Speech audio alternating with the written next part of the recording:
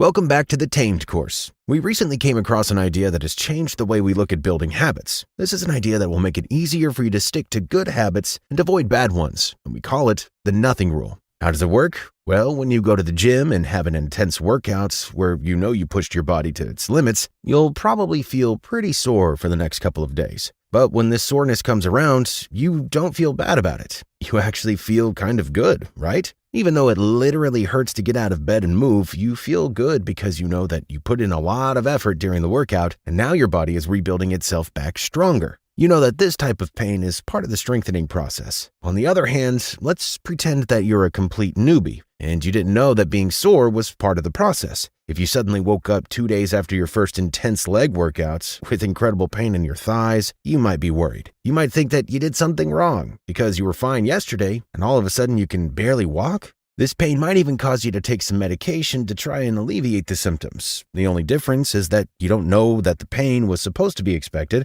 and a part of the process. The pain is a good sign. The reason I'm bringing this up is because pain works in a very similar way when it comes to our addictions. Not just our addictions, but all of our behaviors. You see, whenever you indulge in any pleasurable activities, whether it's playing video games, watching naughty videos online, or chomping down fast food, you're spiking your dopamine to levels much higher than normal. Now, what's interesting is that when you stop these activities, your dopamine doesn't just return to the baseline level that you started at. It actually drops below baseline, directly correlated to how high the spike was, which means that the higher and longer the high you've been chasing, the lower you will drop for longer. Now, what does low levels of dopamine feel like? According to Google, a lack of motivation, tiredness, inability to focus, anxiety, can't feel pleasure from previous enjoyable experiences, feeling of hopelessness, trouble sleeping, and more. Essentially, you feel like crap. This, in a way, is a type of pain. It's not really the physical pain you get from a hard workout. This is more of a mental thing, a boring, uncomfortable, sad type of pain.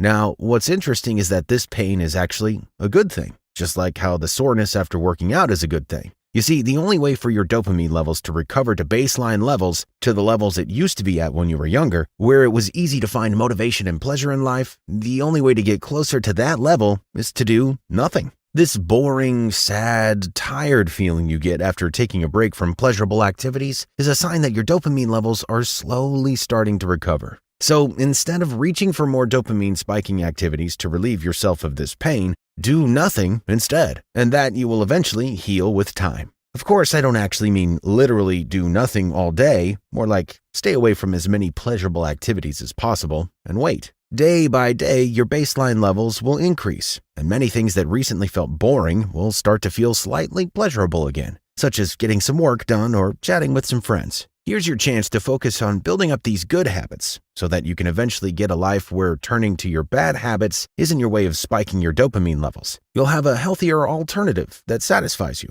Speaking of healthier alternatives, having someone to speak to about your issues is always a good idea because it allows you to untangle the mental mess that lives in many of our heads, which is why this episode is sponsored by BetterHelp. BetterHelp is the world's largest therapy service, and it's 100% online. You can message your therapist at any time and schedule live sessions when it's convenient for you. If your therapist isn't the right fit for any reason, you can switch to a new therapist at no additional charge. With BetterHelp, you can get the same professional and quality you would expect from in-office therapy, but with a therapist who is custom-picked for you, with more scheduling flexibility and at a more affordable price. BetterHelp has a special offer today where you'll get 10% off your first month. Just go to betterhelp.com/improvementpill. Thanks again to BetterHelp for sponsoring this video. Now, back to the topic at hand. Here's another tip I want to leave with you in regards to dealing with these negative emotions. It's called the 10-minute trick, and I picked it up from the Diary of a CEO podcast. This is something you can use if you feel like the nothing rule isn't effective enough.